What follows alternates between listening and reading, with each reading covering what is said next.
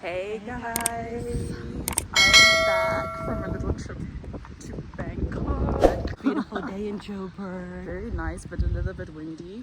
Actually, the weather's perfect. I'm not gonna lie. Like this is just about Then perfect. you were complaining about the wind earlier. Oh. It's good to be home for a little bit, and then we're gonna move on again. And we're In a gonna couple discuss months. that. Yeah, we're gonna discuss that. We're gonna talk about that. Yes, Yeah, guys, in this video, we're gonna talk about Jessica's little walk down memory lane. hey guys, this is my 7th grade personal journal. I'm not gonna tell you which year it's from, because then you're gonna guess my age. And I don't like people knowing my age. But anyway, let's just say it's over 15 years old. And I saw it the other day. Like, I've always had it, but I've never like actually read it and looked at it. So this time around I kind of like went through it and I showed her. And Wait, how did you? Didn't I find it also? And then I looked through it, and then I started like laughing. you looked And through. we were doing it together, bro. Oh, when I was there. Okay, actually guys, I'm gonna share some of like my little journal entries. It was hilarious, I'm not gonna lie. Yeah, so When she was how old, in grade 7? yeah, grade 7, 12 years old or something, or 13.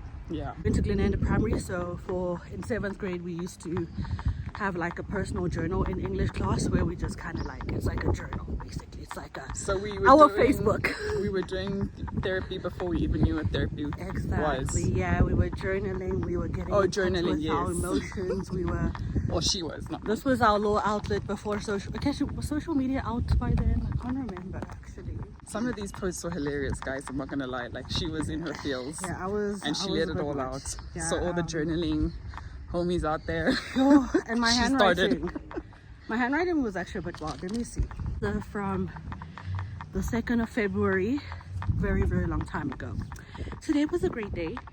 I woke up, ate, and went to school and met all my friends. Talked a lot. Talked a lot. Ate junk from the tuck shop. Tuck shop, yeah. Glenanda Primary, as usual. And worked very hard. It was such a great day. It is Thursday, and for the weekend I plan on having fun, like going shopping as usual, or going to the movies. I really would like to watch Cheaper by the Dozen 2. Or Big Mama's House 2. That's crazy.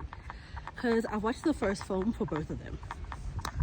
You might have just given away your age. Yeah, you guys probably know. What I love about this is that I would write about like my tours, write about like my school tours. But it's like, when I read this, I try to like have memories of them, and I really literally don't. Writing in cursive. Literally Oh, guys, yeah. cursive, by the way. Like, do kids today still learn cursive? I heard that they stopped teaching kids cursive so that they wouldn't know about the past, so that they wouldn't be able to read the past or something like that. The 15th of March, 20 years ago. Today was very nice at school. I learned a lot. Next term, I would really like to get 80%. Anyway, I gave it my all this term, but somehow I don't think I achieved. I achieved for what I wanted. And then my teacher wrote, "I know you'll do well next term." So this book is really funny because the teacher would just put like little random replies. I'm sure she just didn't really care about a little 12-year-old's not crazy. She probably did, but they probably not. A very interesting thing that I wrote is that I wrote about what I wanted to be when I was older. And this was the 22nd of May, which is almost like 20 years ago. When I am older, there are many things that I would like to become, which is actually really interesting because I feel like I've always just been like all over the place about like things I wanted to do and becoming. I was thinking of becoming a doctor or a surgeon. Random.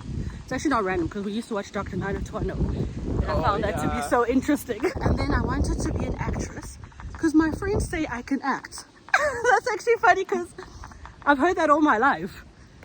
But now I actually enjoy fashion. This is interesting. Wow, oh my fashion. gosh. I want to be a fashion designer. And then in brackets I put for now. That is so funny because after matric. Yes, you did a whole thing. Yeah, after matric I wanted to do fashion. And you did like this whole clothing line thing as well, didn't you? Exactly. Interesting. And then I kind of just outgrew it. Yeah, So it's like so a hobby. interesting that I wrote for now in brackets. I wanted to be a fashion designer and work with the celebrities and have my own clothing line. I hope I don't lose interest in my dream. That is so funny because I actually did lose interest in the dream. Wow, guys, I was very into like celebrities and like famous people back then. Yeah, Most- celebrity culture was a big part of the millennial Yeah. generation. Yeah, we didn't have any influencers. We didn't have content creators back then. So my life revolved around celebrities. All of us though, like our entire generation, like we would put posters on our walls On our wall, yeah. of our favorite celebrity. Like, how do you feel from reading like things that you wrote in the past and up until now? Like, just bring, like, yeah. What are your conclusions about what you wrote? I think a lot of it was just nonsense, and a lot Yeah, of it because you're a was like, teenager, obviously. but a lot of it is also stuff like things that I Something that question resonates. myself about today. Sometimes I love my life, sometimes I hate my life, and it's like I can still identify with the person that was writing these things. You know what I mean? Even though I was a 12-year-old. Yeah, it's the inner child. Exactly. It's the one that you're supposed to read this way. I know, I'm looking for that. August 7th, I think. It was a horrible day at school. We had to sit in the hall again. But at second break, we had fun. I really hate my life. And I just wish I could die. Guys, this made me laugh when I was reading it, I'm not gonna lie. This is funny because these are the things I say when I crash out as an adult. But writing this as a 12-year-old is, I don't know. Okay, let's see. I've gone through an emotional roller coaster. I feel there's nothing left for me on earth. Drama. But that is just what I feel.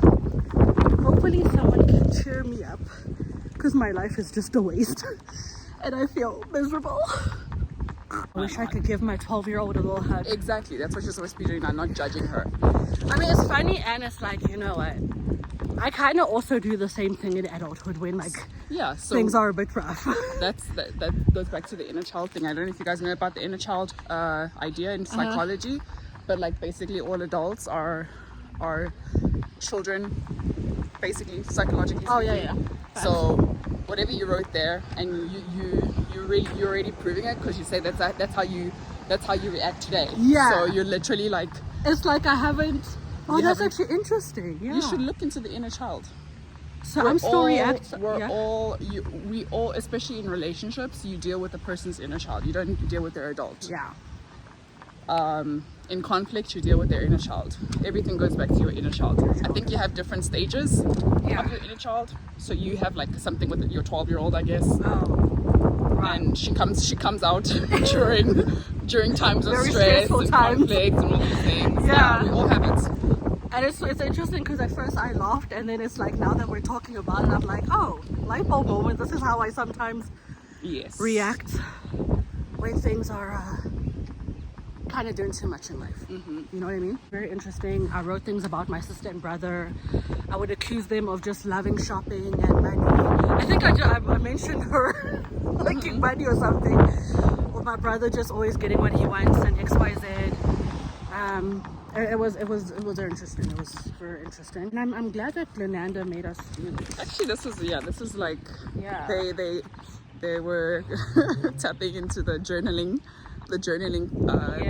boom that is current today, which is pretty cool. Yeah. Well done, Glenanda.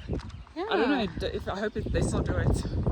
Probably. Yeah. Since all of the stuff is popular now. Of lyrics from songs from that year. I don't know if I should mention it to this girl. Oh, guys, yeah, she wrote Promiscuous. She wrote the lyrics I of wrote Promiscuous. Promiscuous. And then what did the teacher say? She was like, good lyrics. Good lyrics. And it's funny, I didn't know what that word meant back then. And now reading this is just like, Wow, guys, I can't believe the teacher said good lyrics. good lyrics. She was probably like, what? Yo. But yeah, guys, that's about it. Okay. Nice see to go you. through this book. Alright, guys.